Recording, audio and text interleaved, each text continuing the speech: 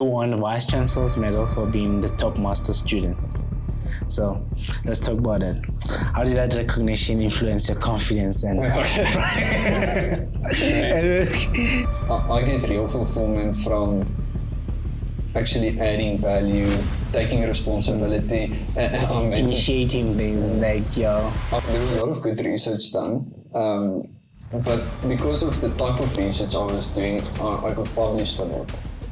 So I actually got published 3 times, of which one was an international publication and one like a paper of the conference award. So if I talk about deep learning, it's AI.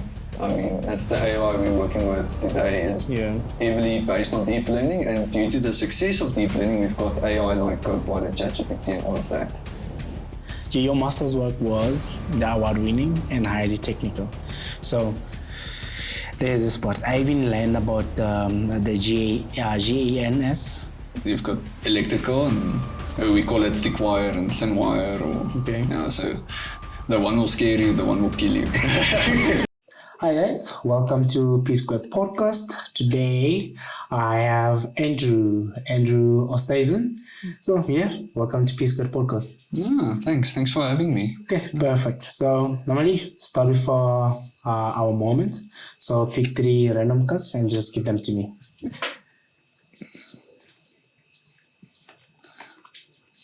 Oh, that one. Okay, perfect. Yeah. See, taking you back to all good times. So, first one, if you planned our next family vacation, so now this is you and Lucinda, where would we go and what would we do? So we like scuba diving. Yeah. It's kind of our thing. So it's something we started doing once we got married. So on our honeymoon, we actually went scuba diving. So I was scuba diving before that. So we'll probably go to the Red Sea. We've been wanting to do a cruise, and then scuba diving off a boat is something special because the water is around you at all times. Yeah. So we'll probably do something like that. Oh, okay. That was cool. We can do scuba diving in Secunda. Sure. Well, in the dam. I'm thinking about them. That's a bit short. That one, I'll just get wet. I don't think I'll see anything. I won't see anything. So, if you could have any superpower, what would it be and why? That's I like the stopping time. Stopping time. Stop time, relax, do what you need to do. If you've got work, you stop time. It always looks like you're the most relaxed guy. Okay, Okay. Then if they say like you can get a project by next year, you freeze the time so you do more work, and then boom, it's right there. But I mustn't age. Okay, cool. Well, you should start getting into exercising. So, and I understand, how is your skin so good that if you're not exercising, you don't want to run, you don't want to do exercise? I don't do conventional exercising. I climb on the roof, I paint, I'm in the garden mowing the lawn. It's that exercise. Yeah. The ladies must get like a guy like this. Do house duties and stuff. So last one. What do you want to be when you grow up? I told you. The kids back. So let's put it this way. Whatever you wanted to be when you were young, are you that person today? No, I wanted to actually be a programmer. I don't know, a video game programmer. Yeah. I'm an engineer, so I'm in that field, but I'm not sitting at home playing video games all day long.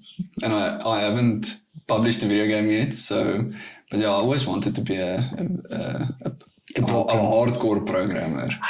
Programmer. Yeah. You know what? I'm always like fascinated, and I want to know how you guys, because programming, you must know coding and everything.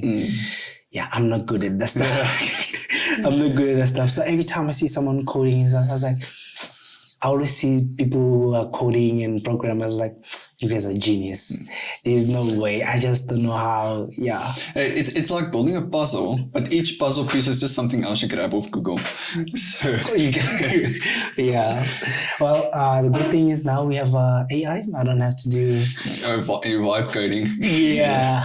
I don't have to know. I just have to know the basics. Then I'll be good. Just know what to ask for. Yeah. Exactly. So let's start.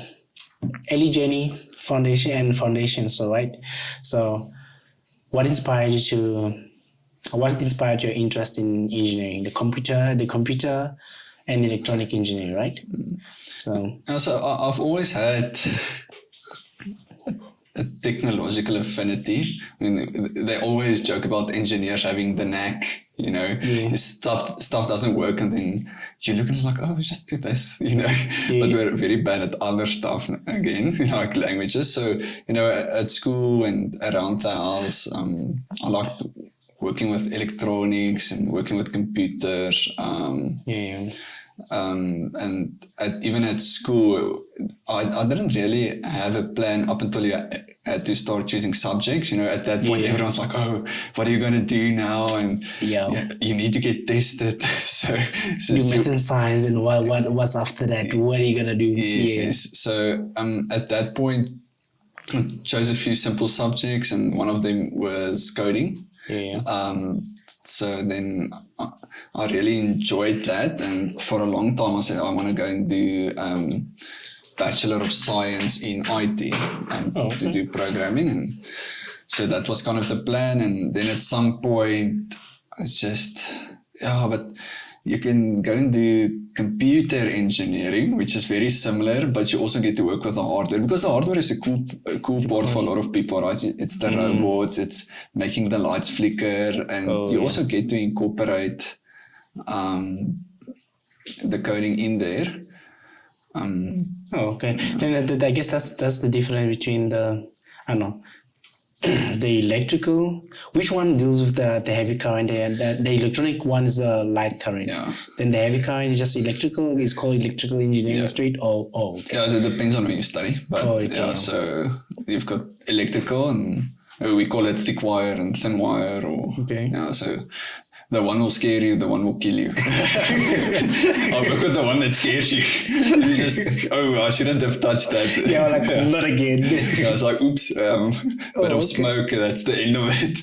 Okay. But we know when you go to varsity, you have to choose, they tell you like, okay, you want to do computer and electronic engineering? Sure.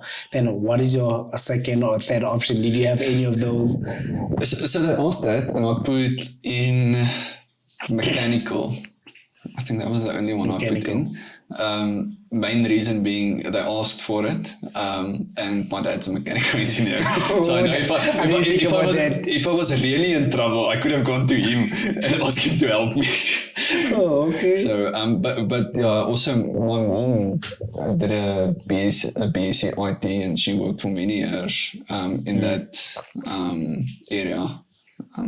So it was also part of the upbringing. It's very computer heavy and technology heavy. Yeah, because I remember as well. I was chemical. They were like second choice. I was like, second choice. I was like, I don't know. This is the only thing that I want. Anyway, chemical engineering was the second choice. I wanted to be a professional runner. Professional runner. Professional athlete. So, I think chemical engineers tend to make more money on average. So. I was like, this is more steady. No, you can do both, eh? No. The way I was doing it, I wasn't doing it like people now, man. Now we do it like as a leisure thing. People I see they're doing it. I was doing it to win. I was doing it like competing and all that. So, but there were some really good guys. So every time when I tell people about my times and all, they were like, yo, that's really good. I'm like, there were some guys beating me. So the problem with running, cycling and swimming is you need to put in so much hours just to be average in like the community. You have to put in so many hours.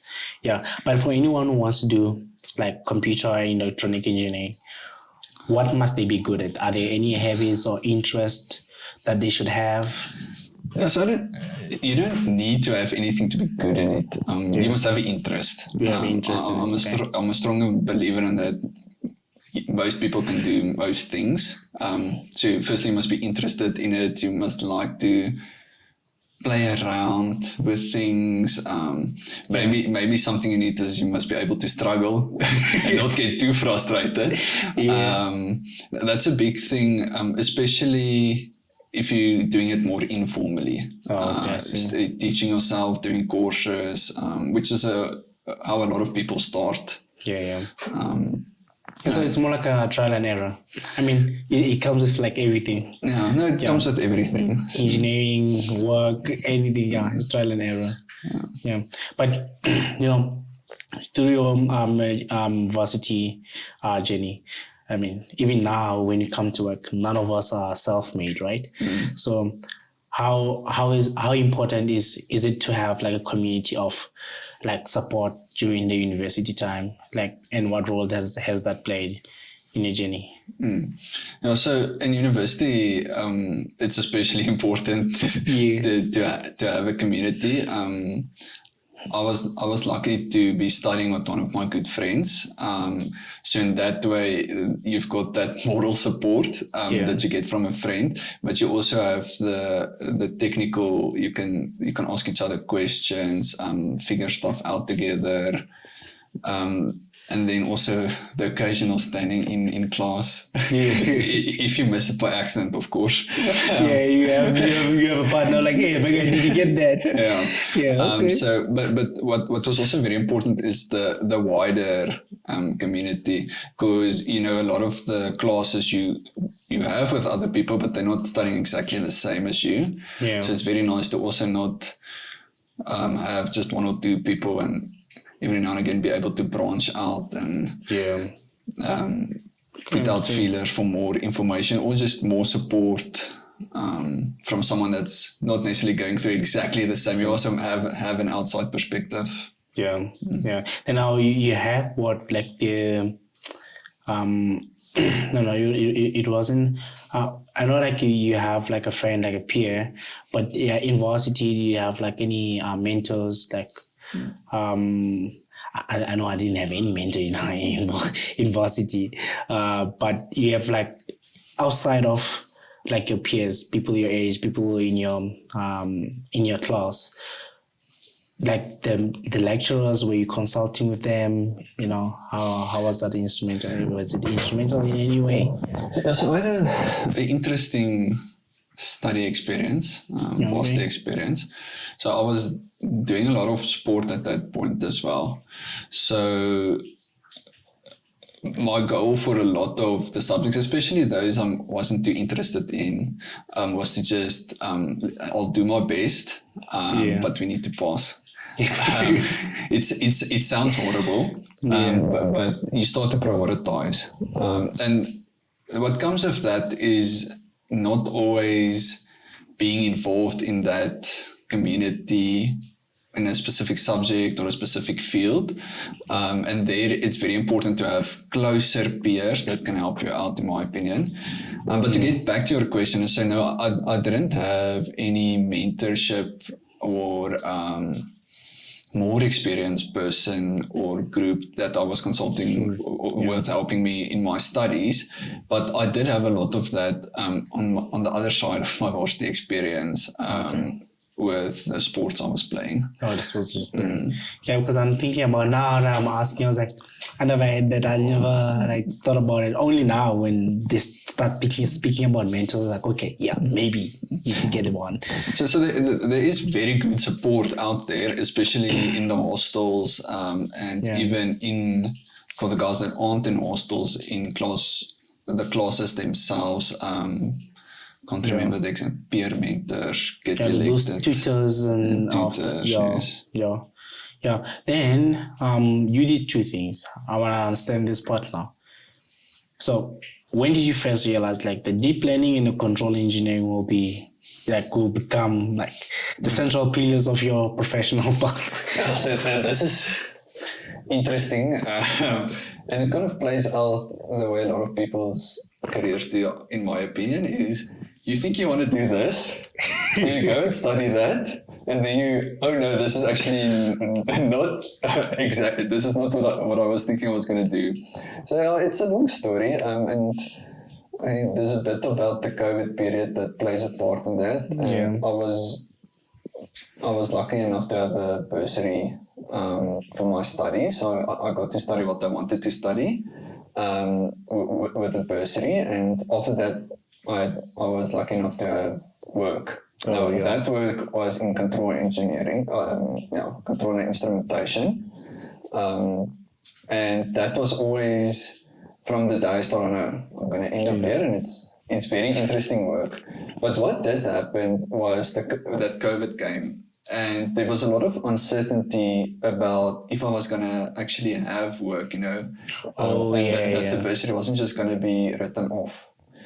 So at some point, some communication did come through that, listen guys, it's uncertain times.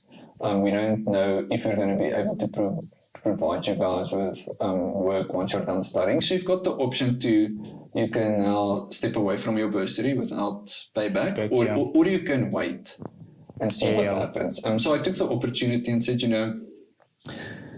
I like where I'm going. I don't want to miss the opportunity, but it is risky.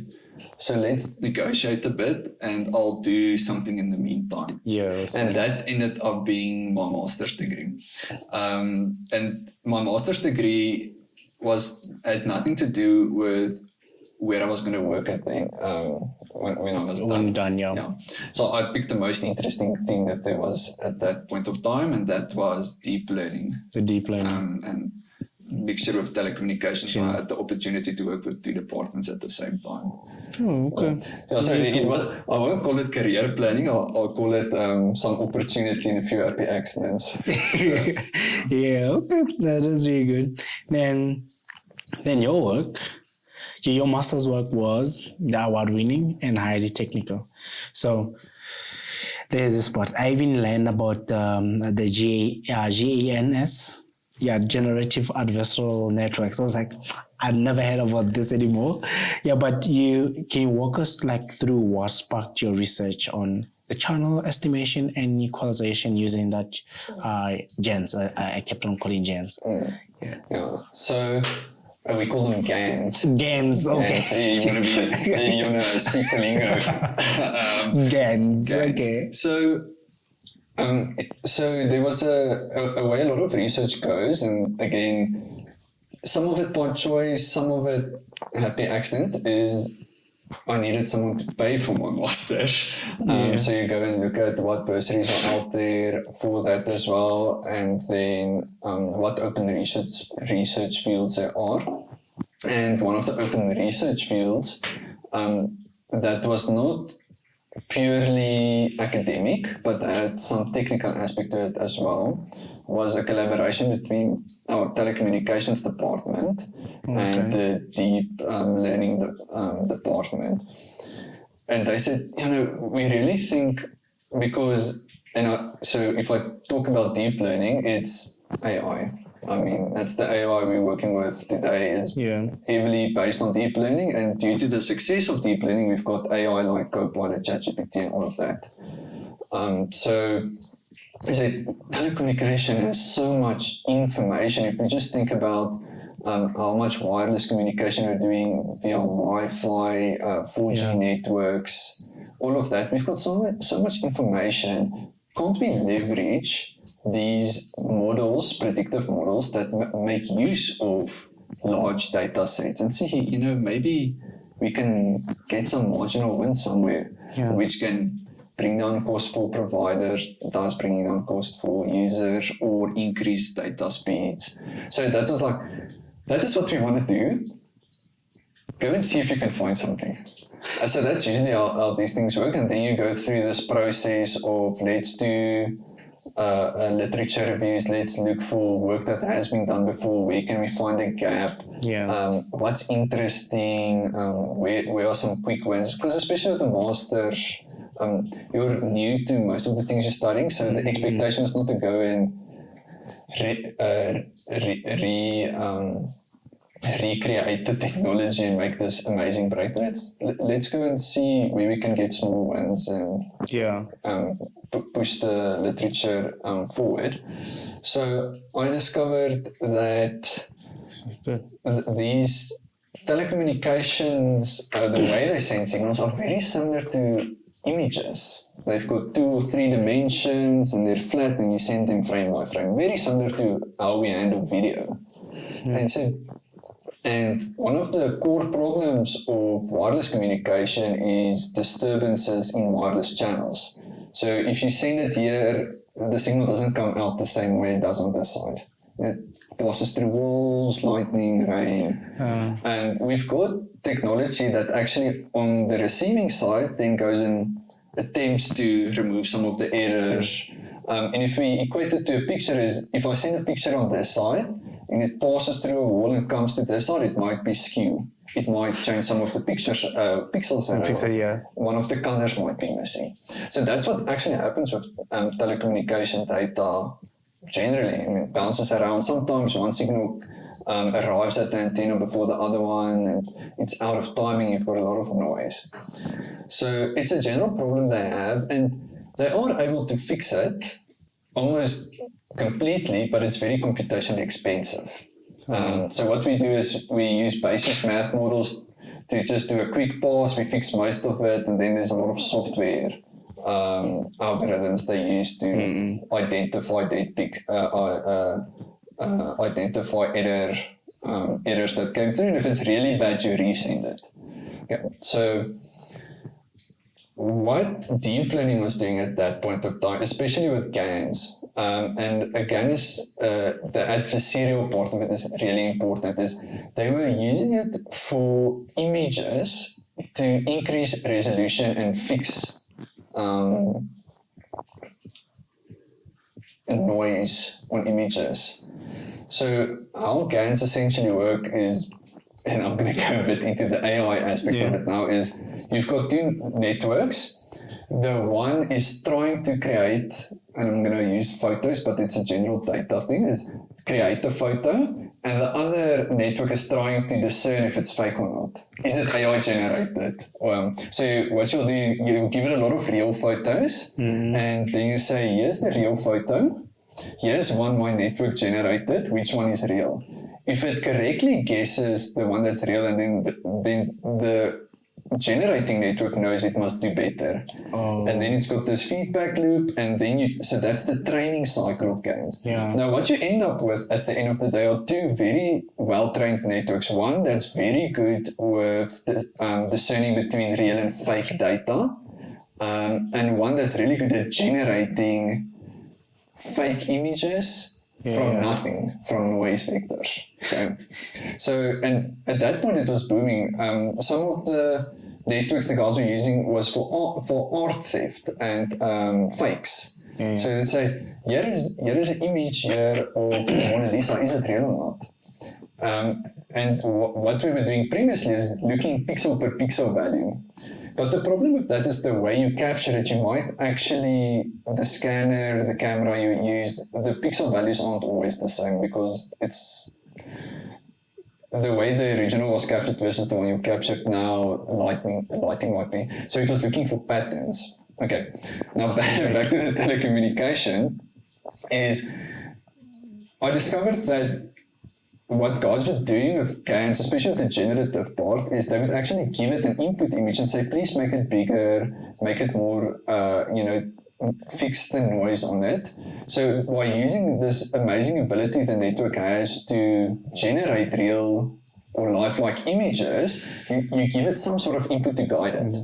Now, what I did was actually take the receiving side of the telecommunication, so the wireless signal would come in, and you say, here is what I received, can you make it more like what I'm expecting? And what I discovered is that it would actually learn the type of errors that would happen in transit to this signal. And so it was typically the image would turn, or typically noise will start appearing on the edges, and then it would fix it. So by training it with this generating AI model and the discerning AI model, I discarded the one that was actually deciding between real or not. But it's a very useful tool in training a network. And then use this generating one, give it a 4x4 matrix and say, listen, just expand this to a 16x16 and let's fix this transmission we just received. And the results were actually very good. Bit more computationally expensive than what we're currently doing, but the results were better than what places like Vodacom and MTN are currently using. So now we just need to cross that threshold of having enough computational power to do this everywhere. That's Well, now it explains why your research you got first position for it. But even when you're explaining for it, I was even thinking about, first of all, you got ahead of time. Seems like the AI is only getting famous now. You already got a head start a long time ago. So very interesting. That group I was working with, they've been existing. The person that started the professor, they've been busy from the 90s. The core technology AI has been built on, they were doing that by hand. The original algorithms, the training algorithms was, and a lot of the believers were, computers just need to get there. We just need GPUs, which people are using for gaming, are actually really good at doing matrix math, which is exactly what we need to train AI models with. And as soon as that boom came, and then there were one or two training, the way we train AIs, there's a few technological breakthroughs there, and then AI just exploded. So it's been around for a long time, it's just the technology only started catching up now. Sure. Well, well, like I said, you have upper hand now. You have the AI hand in everything in your master's work. And then with your master's, how did it come about that you get the first position for that, and how did you feel when you received that award? So that's there were a lot of good research done, but because of the type of research I was doing, I got published a lot. So I actually got published 3 times, of which one was an international publication and one like a paper of the conference award.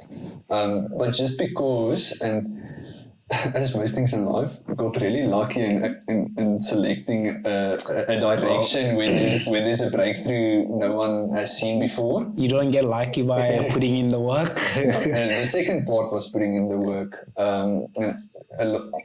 Masters, it's an interesting thing. There's a lot of writing. And a lot of words and the way, a lot of reading. And you can really do good technical work, but if you don't put that into paper, onto a paper in a way that people will understand. Firstly, people need to understand it, and people need to understand the significance of what you're doing. So the way you represent yourself on paper, and then once you get to the conference, the way you represent yourself in your 5-minute presentation, where you've got 5 or 10 minutes to go and represent all of the work you've done for about a year, and that you had to squeeze down into 3 pages. So the nice thing was when I finally got to write up my entire master's, I could write as much as I wanted to. Because that's what I'm thinking about, like your work, the work that you produced, like had publications, there's presentations, there's awards, like what did those experiences teach you about communicating complex ideas to the world? I mean, like you say, you have 5 minutes to present. Sometimes you have your panel members, they are not technical, and then you have to think about how can I put this in simple terms so when I convey it to the people out there, they understand.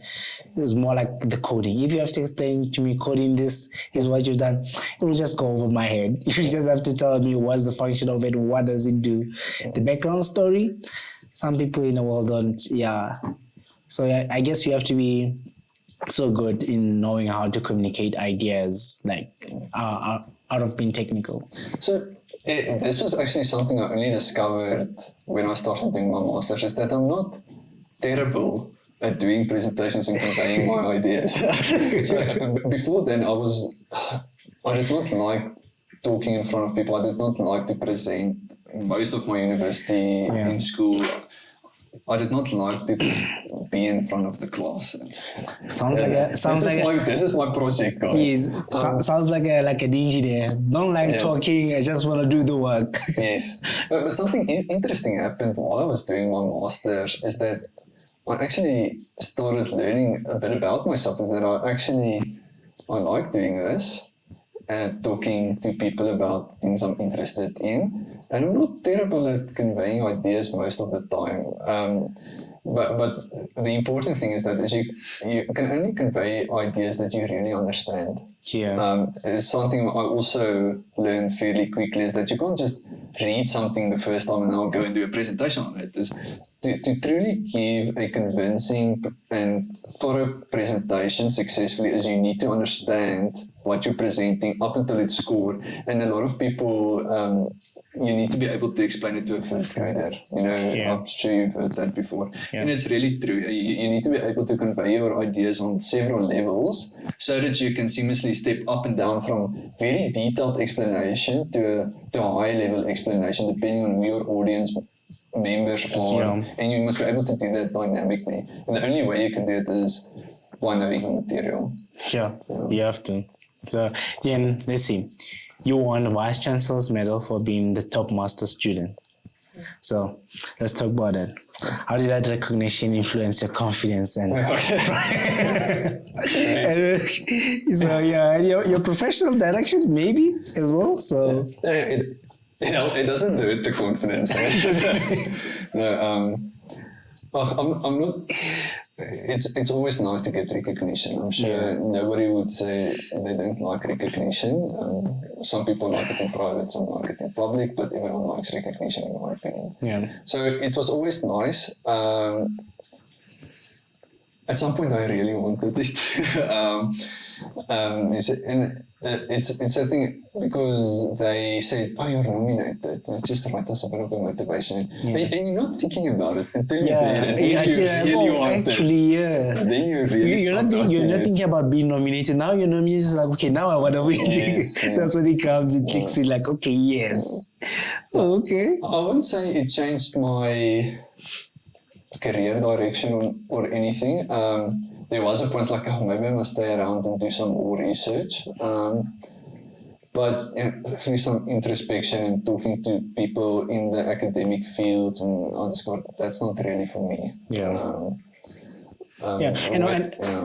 And one thing I like about something that you realize while you're doing your master's is most of us, like engineers coming out of varsity fresh out, we come into the industry, we're not good with working with other people, or we're not good with like presenting ourselves.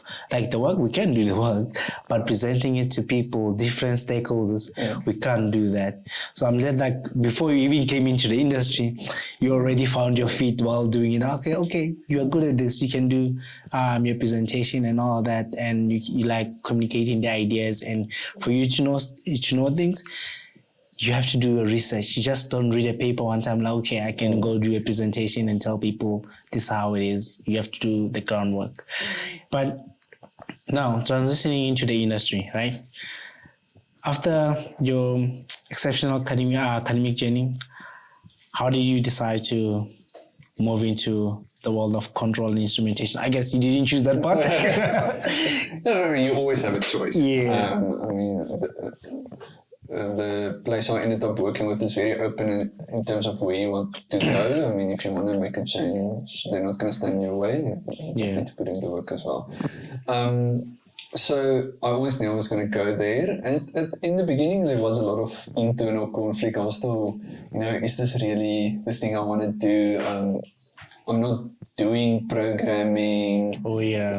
As control engineers, some of the parts of work is programming. Some of it isn't. Some of it is instrumentation, technical decision making. Where I ended up in projects is a lot of project management, which is technical in a different way. I'm not looking at volts and amps. I'm looking at technical decision making. I'm looking at stakeholder management. And that was an entire new journey for me. From my technical knowledge of my masters, I'm not using a lot of it. My AI knowledge is helping me in the world we are in general. Most companies now have some sort of entry portal to AI, and since I understand a bit of it, I know how to use it efficiently. Yeah. I like to think so. Like one of the things that I learned this year was, actually later this year, maybe around October, but later in the year, like whatever we're doing as humans, you might not see the results of it like while you're doing it now, but somehow in the future it might come up. So even now you might not see yourself using whatever you learned through your masters, but somehow it will be advantageous at some point. It will be one way or the other. We just don't do things just for doing things. So with that is, and I really, the most valuable thing I brought out of my masters was that realization of, I'm not horrible with talking to people. And the soft skills that I developed in that 2-year period, it was a lot more valuable to me than the technical. Very interesting, love doing it. But what's really helping me at this point in time is that soft skills, the writing skills, the people skills, presentation skills. So, really good. Then you mentioned there's something that you just brought up, but I had the question on it. It was more on the you're working with a multidisciplinary team, and you're working on you're a technical lead engineer in some of the projects that you're working on, right? So you touched a bit on it, but how do you balance that demands on the project management side, the technical overview, and just the multidisciplinary coordination? Because so there are a lot of different ways to do projects. What the type of projects I'm doing with now are very C&I heavy, so we call them single discipline projects. Usually we work with our electrical counterparts because our control systems most of the time needs power. And when we go into a plant or area to do the project, either there's not existing infrastructure that we can use because it's all being used by something else, or we sit with obsolete technology, which they then get to replace alongside our project. So we work a lot with electrical, and then every now and again you land on a project that's got mechanical and civil and chemical process type of work as well. So luckily for us, we've got project managers, which is a defined role in most projects. But we still end up, especially in the beginning of projects, where what we do technically is very important. And in the resource-constrained world we are in, we don't always have enough people. So every now and again, we do put on that hat of project manager, even if it's just for a few months. And that gets interesting because you need to look at your timelines and the money you have, and then you also need to look at what you're doing technically. So do I have enough time to make this technical decision? Do I need more time, which is going to cost me more money? Or am I going to make an assumption on my technical decision and we'll sort it out later? Which also has different impacts. So you end up wearing a lot of hats, and a lot of the time you need to sit down and say, what am I doing now? What is important for this time period in the project? Is it important that we get finished on time, or is it important that we make a technical decision? Still learning a bit about that and moving into that role. But you need to force yourself and say, what are we busy doing now? What is the intent of what we're doing, and what role am I playing in this current situation? It's very important to know that, because you can't be expected to make technical decisions, but you're just concerned about finishing on time. And sometimes that's not your job. Sometimes your project manager, which in his dedicated role, it's his responsibility to look after the time and the money, and it's your responsibility to look after the technical. You can't then go and rush him or tell him, Yeah, well, I see. It's complex. Yeah, I can get it. Yeah. Then, what is the most surprising part about transitioning from the academia into your role? The most surprising. Yeah, you work with a lot of different people. I think especially if we go to varsity, go and study masters, you're around people like you. A lot of it. So I'm not saying everyone has the same walk of life, but you've got people that's got several kind of the same interests as you. They're going in the same direction as you. They do the same type of work you do, right? They live in the same town as you and all of that. But as soon as you start working, then you get to work with a lot of new people. You get to work with people that's been there for 30 years. You get to work with people that don't necessarily believe that what your department is bringing to the table is worth it. You work with people that believe that your department is the only department that's bringing anything to the table. So you work with a wider community of people. So that was very interesting to me starting out. And then also, now you need to start making decisions about your career, because you get into the company and you look around and say, there's like 8 different directions I can go in now. If I don't take action myself, I'm just going to follow this route and get placed into where people need me, not necessarily where I'll be good at or where I want to be, but where other people think they need someone to fill a role. Yeah. So that's also interesting, where while you're studying and doing all of these other things, everyone is going in the same direction. Everyone is just going towards that degree, finishing, getting decent marks, and then that's the goal. But once you get there, the goal changes. Everyone has different ones, and you need to decide what your goal is. Exactly. Yeah. But since you for the period now that you've been working, so this one is for someone.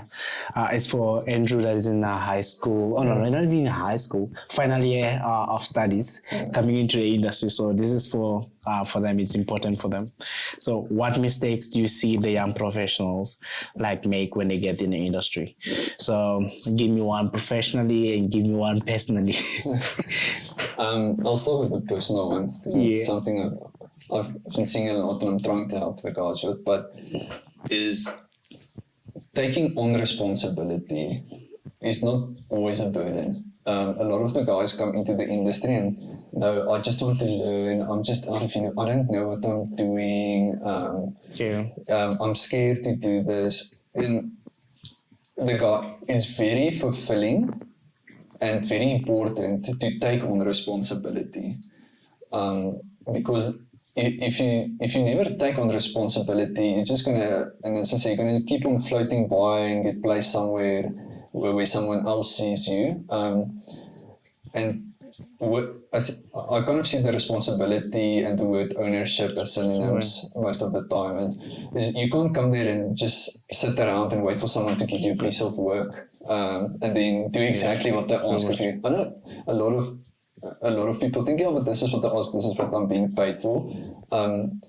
I get real fulfillment from actually adding value, taking responsibility, initiating things I made the joke the other day when talking to someone, it's like having a big car, right? It's very nice to drive a big car and you can go a lot of places and everyone is like, sure, he's got the big car, he's got the 4x4, which is the nice part of responsibility, but you still have the payment, which is not nice. It uses a lot more petrol or diesel. And responsibility is a lot like that. I mean, everyone, you want that. You want to be able to go places. You want to drive the nice car, but there is this part. And a lot of people are so scared of paying the price that they don't look at what there is to gain about taking responsibility or ownership onto your shoulders. So from a personal point, I mean, that is something I feel very strong about. From a technical point, I think a good coach. as soon as you get in, and not necessarily the most approachable guy, a lot of people just go to the most approachable guy, but a good technical coach. Mentorship will come as soon as you start discovering yourself, or you can go look for a mentor to help you discover yourself, but a good technical coach in the area that you're going to be operating in, or where you are at for that period of time. Someone that can guide you, just to get to know the people, show you some pitfalls, tell you where you can go and improve. Yeah, that's really good. Yeah, that was nice analogy about the cars and all that. So it really, yeah, it's really good. I'm thinking about it now, because I'm thinking about even the guys, like you want to progress in your career, you want to get to your next position, but that comes with like a big weight as well, big responsibilities. So when I drive a big 4x4, the maintenance on the car is expensive. So yeah, that's good. I want to manage people, because then I can tell them what to do, but you also need to deal with their problems. So so that's always interesting seeing the manager. That's really good. Yeah. Well, you know what? We've been talking a lot about technical. Let's come to the fun parts of stuff. So, personal interest. You know, you're taking old people's retirement sport or whatever it's called, golfing. Where is that coming from? So I've been trying to get out of the house. Okay. So it looks like a nice sport. It's got a bit of a technical challenge, which I like developing that. It's very early days. It's very early days. I'm not saying I've played a lot of it. It's very, very early days, but it's something I think I would enjoy if I get into it and put some time into it. I can only think about the Graceland side. Is there any, besides the one where you go to, what is that place? I've only been in Graceland. So. Because I think there's another one where, you know, the Caltex garage, that site, I forgot what it is. As if you go into the place that are near Secunda. If you get out of Secunda, what is the nearest place? Like, if you go into Joburg? Trichardt Leandra. No, just before Leandra. There's this, Come on. I haven't been there anyway. Before you get to Kindle side, like before you get to the Kindle side, like there's Sasol garage, like on M17. What is it? This place here on the left hand side, that place. I forgot what that place is, but I've seen like a golf course on that side, because sometimes I'll go to the Caltex side on the Sunday, just relaxing. So but okay. Yeah, because they have like a golf course as well, that side. And I think Herman once I said like they have the fishing place, and you can just go relax that side. I was like, oh, okay, I'll just try it out. But if you had a free day with zero responsibilities, how would you spend it? You like freezing time, right? So but there's zero responsibilities. So no house cleaning and doing stuff, that's fine. Well, I'll probably catch up on some series that I've been falling behind on. I recently discovered that, you know, the Star Wars universe has expanded substantially since Disney has bought them, especially on the series side. So you just like binge watch? Yes, probably.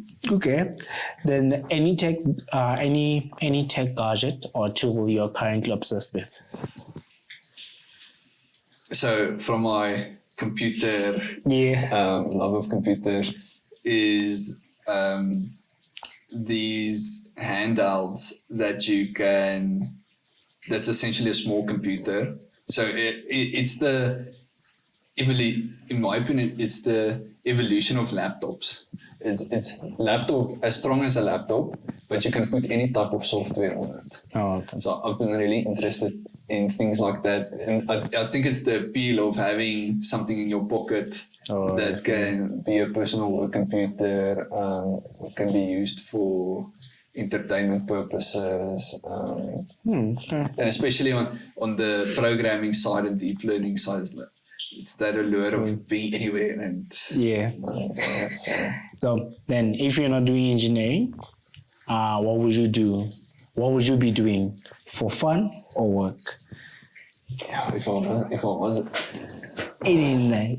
Remove your whatever you studied for masters and everything, and even this engineering that you're doing now, what would you be doing? sure.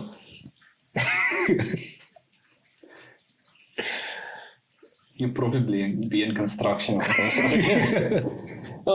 like working hard, so that's like the next.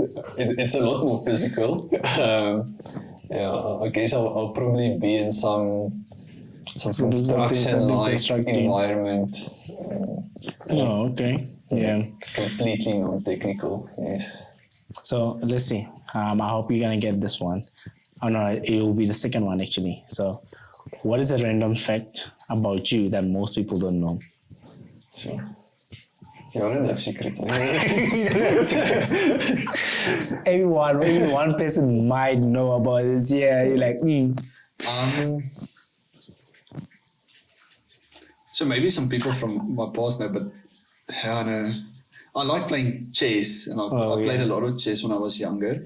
Maybe I have a black belt in karate from many years ago. Jeez. So Okay. I did a bit of mixed martial arts at some point as well, but that was now many years ago. Now people know not to mess with you. Many years ago. Many years ago. Yeah, another one was your wife mentioned was like people might think like the only thing that you did in varsity was work, but you're also involved like sports and everything. So I wasn't studying as hard as I was supposed to, I can admit. So yeah, I was very involved in the hockey at that point as a goalkeeper.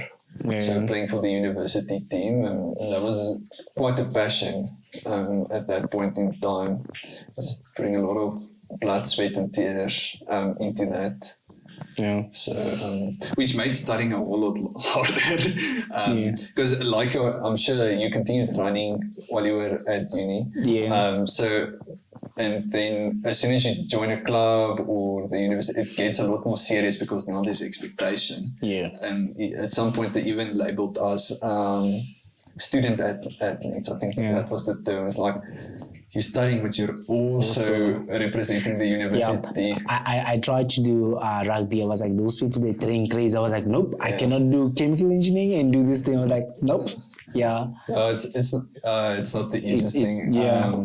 It takes a toll. And again, a lot of prioritizing, seeing what you can deal with, what you can put away for later. Yeah. What's important and what's not. So. That's one thing I got, like you said, like you're good with time management and everything, knowing what to prioritize. So you got your ducks in a row. So yeah. Then I asked your wife, what's the funny or cute story about him that shows his personality? Oh, actually, it wasn't this one. I said, what is one thing that she can tell me that she will know definitely that you will know definitely came from her? Okay. So what do you think that is? Something that definitely came from her. Well, maybe how we met, but obviously that would come from her. Well, it's close enough. 1 month after you guys were dating, went on a trail rail at the dam, and then somehow had lunch. What an experience! I was like, it would have been embarrassing if it was your car, but I was like, nah. I was driving, so so it's a bit out of the way. I've had the misfortune of 4x4 with sedans and non-4x4 vehicles before, and that was one of those times. And he was having a nice picnic. Get back in the car, and you put your foot on the clutch, and it's not sounding correct, and you lift your foot and the clutch stays down. It's not a great feeling to have. Flat. And you can't get the clutch back up, and now you need to find someone that's like willing to drive out and tow you, and now you've got this car. It's definitely memorable. Yeah, so I have 6 questions, so you're gonna just pick 3 Okay. And then you have to answer those ones. So any number, 3 numbers between 1 and 6. I can't hear them first. you can You can give you 1, 3, and 5. 1, 3, and 5. Let's see. Yeah, you chose the ones that I don't want to. Okay, so let's go with those ones. You chose them. So I'll say 1, 3, and 5. Okay. What motivates you to keep learning, exploring, and pushing boundaries of engineering? Yeah. What motivates me? Yeah. I like growing. I like having personal growth. Part of that is pushing boundaries, especially of your knowledge base. And then I think a natural thing that comes with that is discovering all types of new things for people around you as well. Yeah, that's good. Then let's say going to 5. Were there moments you doubted yourself, and how did you push through them? So it doesn't. It has to be. Can be academic side, or it can be professional. It's like Many. many. Some of them are relatable. I think some of them felt as much. There's always that moment where you're sitting there. You need X amount on that test. Otherwise, you need to go and do the hard yards for the next one, and you get it back. It's like, Yeah. this means I have to go and write the extra one, and I need to get above 80, and that's very demotivating. But there's also people are expecting things from you. You've got responsibilities to go, so you need to go do that. The other one I think about more often than I should is on the walkies. There was a lot of conditioning, and sometimes it's just you go until you can't anymore. I mean, that's the order of the day, guys. That we're gonna run until you can't anymore. And you're literally making the turn and you fall. Because we were doing it on an AstroTurf, which is quite a wet. I don't know if you've been on a walkie AstroTurf before. No. It's this artificial grass that they keep wet. And you just slip and you fall and you're lying there and you're just like, I wish I could die now. But I have to get back up because I'm not running because I like running or because I want to become first. I'm running so I can be stronger for my actual role, which is then going on the field and representing my team. Sure. We can talk a lot about that. In any sport, there's a lot of difficulty in life. Yeah. Even in life. So. You know what? The third one is all linked again to the setbacks, but I'm picking a different one. Let's go for 6. Yeah, you need to tell me what you want. It's the same. So it was more like, what has been the most defining failure or setback in your journey, and what did it teach you? Yeah.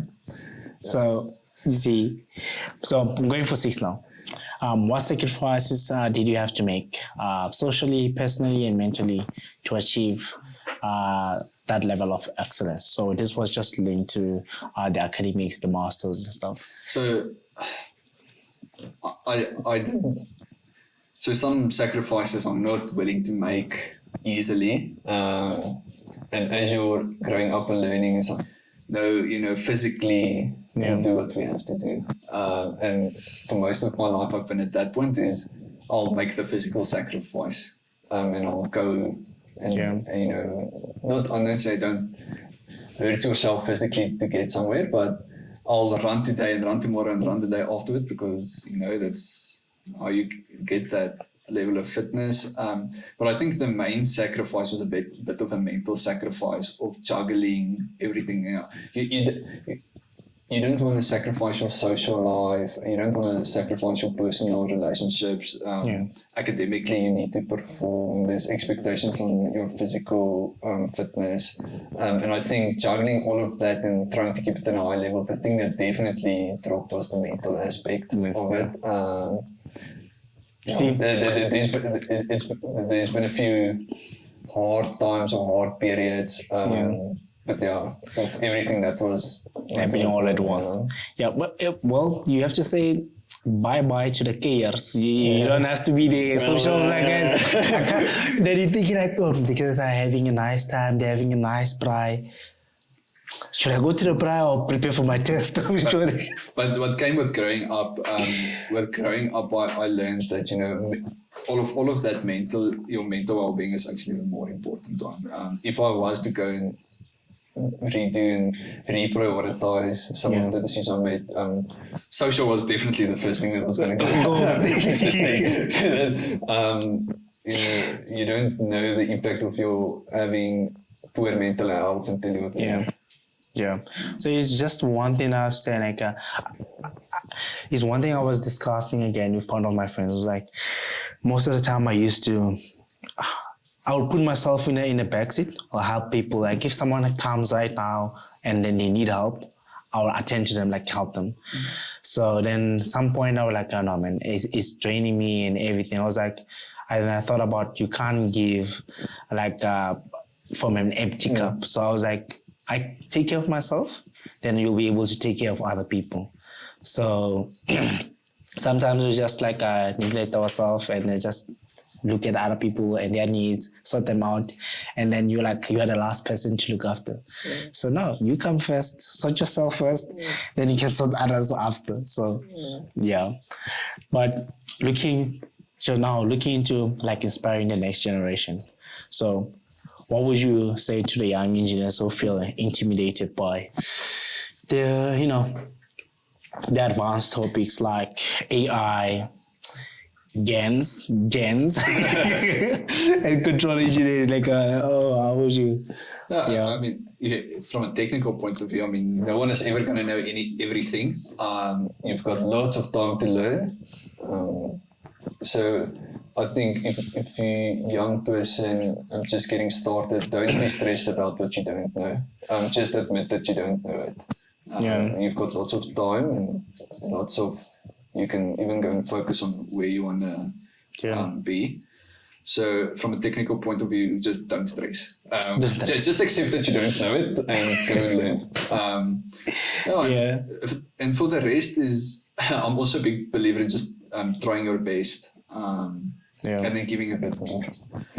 Then like with the upcoming engineers, like how can they position themselves to thrive, like with the intersection between the AI and the traditional engineering, So what I've been seeing is a bit of a dangerous thing and people need to watch out for is using AI as a replacement for thinking. And I always think back about you doing math at school and your teacher saying, and you want to use a calculator, and your teacher saying, you're not always going to have a calculator with you. And like, yes, but now we do. But it wasn't about using the calculator, right? It was about learning the technical thinking and developing cognitively to be able to do the math. I mean, I'm sure at that point we all had calculators on our phones already. It's not about using the calculator. And AI is very similar. So what I'm seeing is guys, doing assignments with AI, producing work deliverables with AI. And I think it's misconstrued. We can now actually learn and grow using AI. So my opinion is that it should be a tool like any other. It's another tool in our arsenals to produce better work, learn more effectively, and be more productive. Don't let the AI be you. Let the AI be your assistant. I mean, we're in this amazing age where everyone can have an assistant. I mean, and that's amazing. But what people want to do is like, I don't want an assistant. I want this AI to do my work, right? And the problem that creates is that it's never going to be as good. Or where we are at the moment, that work is not going to be as good as what you can do. So whenever that sees the light of day, people are going to, if you're using AI, if they discover you use it, they're going to think you're lazy. And if they don't, they're going to think your work is subpar. That's my opinion. From an if you're in a highly technical role or even expected to be expert on something, which the first 2 years you can Google stuff after in the industry. After that, you kind of, it's very specifically what you do, right, in your environment. But if you can go and use it to check your work, gather some information for you, help you complete routine tasks that's well defined, and I mean, that's where the real value is. So don't go and put yourself behind in life because there's an easier way to do it. If you're using AI correctly, it should actually take you a bit longer, but your quality and your throughput is going to be way better. Yeah, that's very good. Then I'm thinking about this now. There's you did one thing for a team or the engineering team. That thing, what is it called? The dashboard. Oh, the virtual whiteboard. Yeah, the virtual whiteboard. Yes. I'm using it now. That's the one I was like, I can't go there on that board. I just do it on the laptop. Like, I just put it out there. But again, you mentioned like you were using the earlier this year. You mentioned like you're helping the IM guys. Like, were you done with that or? Yeah. So the virtual whiteboard was actually not like that. So what was happening with the virtual whiteboard? So we work in a dangerous industry sometimes where things happen, and when something happens on site, it's important that we know where you are. So the old way of doing this is there was a whiteboard and you would write your name if you're leaving the office. But what happens sometimes, people would actually move around on site or go home, and you can't go back to the office always. So instead, let's put it on your phone. Okay. Yeah. So that was the story with that, and some people found interested and some were not. But then I think the core of this was relating to specific IM departments is that IM departments are really good with creating large-scale apps and workflows. Yeah. But the problem with a large-scale app or workflow is that it's general. It's for a specific function a specific function for a large group of people. So there are always going to be outliers that you can't reach. Where something we've been seeing, which is very cool, is citizen developers. Is the term they use. So where people that are not in an IM department or not necessarily whose day job is not to create apps or code, which maybe somewhere in a project environment, is given the tools and the know-how to go and create an app that is for this person or this group of people and encompasses everyone's wants and needs. And the virtual whiteboard is very a good example of that, where we could have a quick turnaround and create a digital product that is exactly what a small group of people wanted. Because you can't have licensed products that have all of the governance that comes with that and all of the licensing costs. So it's very expensive man-hour-wise and licensing-wise to create this massive app that's going to serve 20 people. It doesn't make sense. But it does make sense to get the development power into small groups of people, and then they can create as they want ungoverned, because they don't have all of the big workflows. They can't go and create a mess because they only have access to this, but they've got enough tools to solve problems within their teams. Okay. Yeah. That's good. Right, last one now. Maybe two. The other one I won't let you go without touching on it. But if you could give one message to your younger self or to anyone in the engineering field chasing a difficult dream, what would it be? Yeah, it's possible. Whatever your dream is, it's possible, but you must be willing to sacrifice for it. And if you think you've given everything you have, there is definitely still a bit left for you to give. You have to give. Something has to give it. It's something that I've been thinking about. If God has to put out the plan, I was like, you have to go through this series of events for you to get there. A lot of people are like, nope, I'll take another route. So that's a good thing. We don't have like the whole scripture, how it is like for you to get there. So But when people look at your story, what do you hope they take away from it?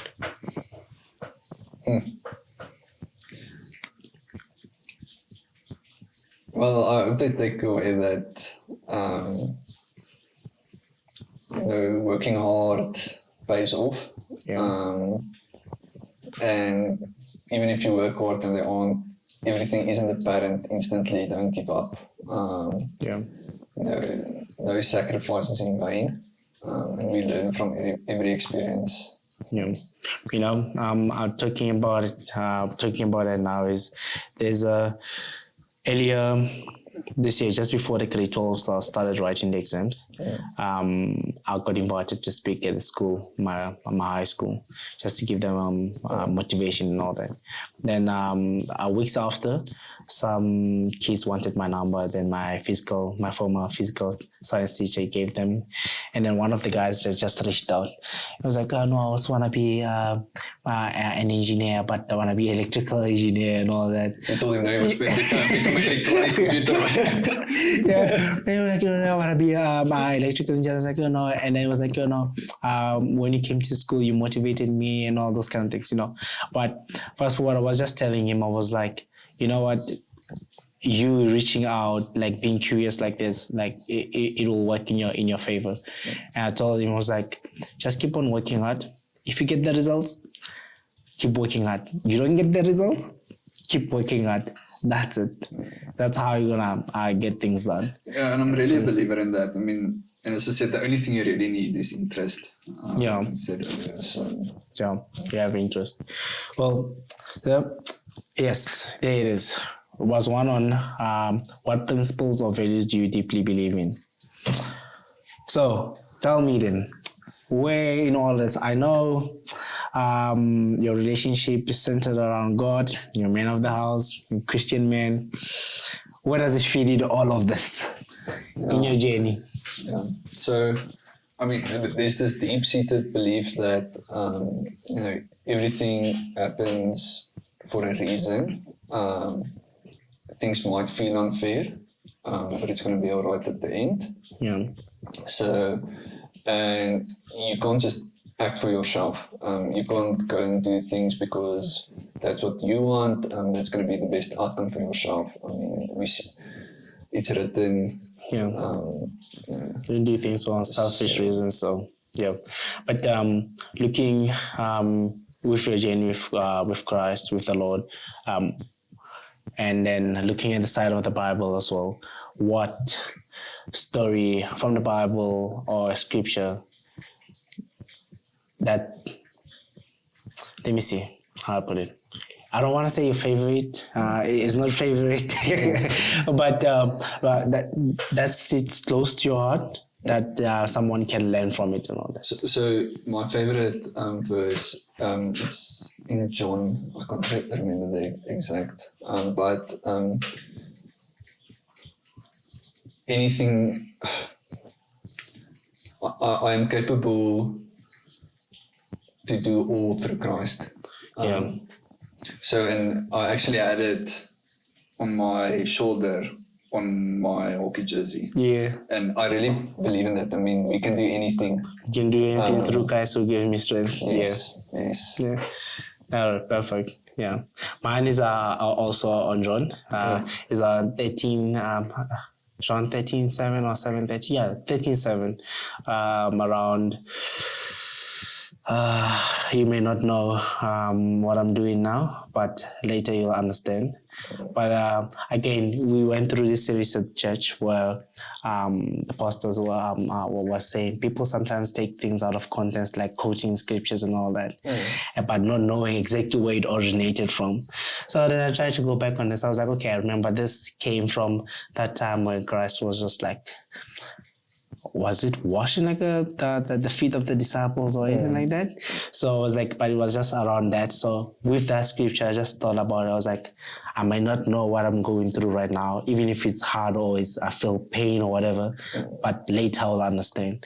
So it's just one of the things, like when you go through something like, why am I going through this? But when you're on the other end of it, you realize like, oh, I had to go through that for me to understand where I am right now.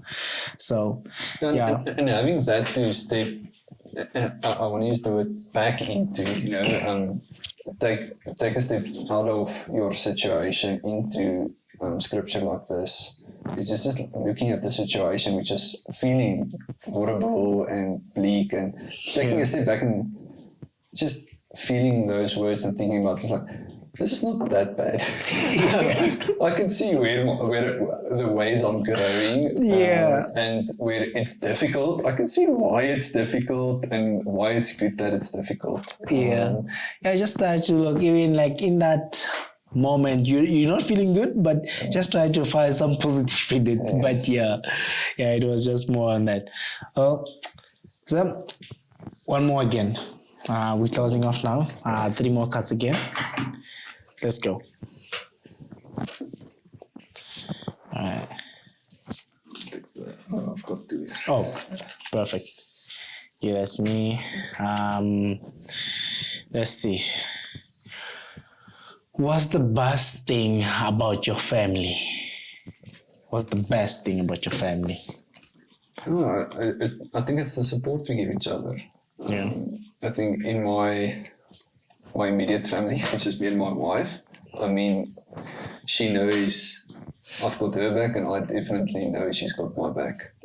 Be it who's making a dinner in the evening, or tough life situations. In the extended family, it's the same. I mean, if you really need someone, they'll be there. I really appreciate that. Yeah, those are good. What traits do you look for in friends? Tough one. When you're a kid, like, I don't know. Can I say poo? If they're good poo, no. Must have like sweets, must take care of me. When you're a kid, you talk all these things. So. It's a joke I've heard before, but you don't want the poo, but you want a friend with a poo. No, honesty. I think honesty is a big thing. Yeah, honesty. Did he say one? Give me 2. He said traits. Multiple. Honesty. Honesty is a good one. And then just pureness of character. Pureness of character. I think you're the average of the people you surround yourself with. Yeah. So yeah. Definitely. If you had to choose only 3 words to describe yourself, what would you say? Thank God, because most of the time says me. So now it's like yourself. That's a really hard one. To describe myself with. Yeah. Sure. Yeah. I can be very serious. But I can be very light-hearted as well, depending how you catch me the day. Choose your poisons. Choose your poisons. Depends. So I'm gonna select those 2. It depends how you catch me the day.